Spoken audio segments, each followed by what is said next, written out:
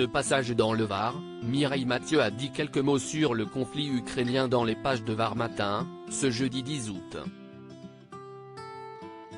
Si elle a appelé à la paix, la chanteuse française a également écorché le président français, au passage. Mireille Mathieu n'aime pas parler politique. Pour autant, celle qui s'est fait un nom en Russie s'était exprimée sur sa relation avec Vladimir Poutine pour la première fois depuis le début de guerre en Ukraine en août 2022, dans une interview accordée à Var Matin. « Ma relation avec lui est différente de celle du simple chef d'État puisqu'il m'a accueilli personnellement plusieurs fois lorsque je chantais là-bas », a-t-elle alors confié. Celle qui avait été décorée de l'Ordre de l'Amitié russe en 2010, à l'occasion de ses 45 ans de carrière, est une habituée des grands concerts sur la place rouge de Moscou. J'aime beaucoup les peuples russes et ukrainiens.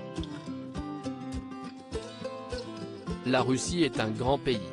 Les Russes aiment la France et c'est un peuple qui reste cher à mon cœur. Bien entendu, il marche à 100% derrière son président. C'est typiquement russe.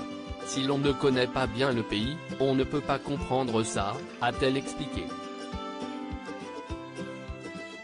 Mireille Mathieu, fervente défenseur de la paix cet été encore, Mireille Mathieu est de passage dans le Var et a répondu aux questions de nos confrères de Var Matin.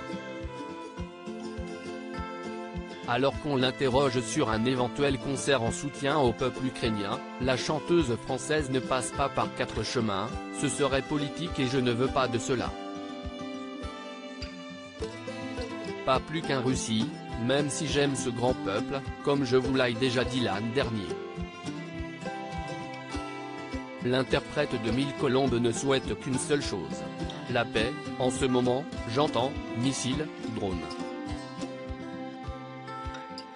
Pas paix.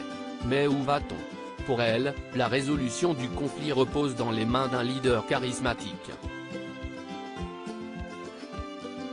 J'attends un médiateur de la carrure d'un Nelson Mandela pour provoquer une éclaircie.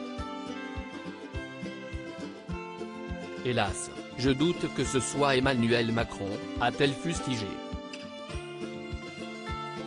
Le principal intéressé appréciera.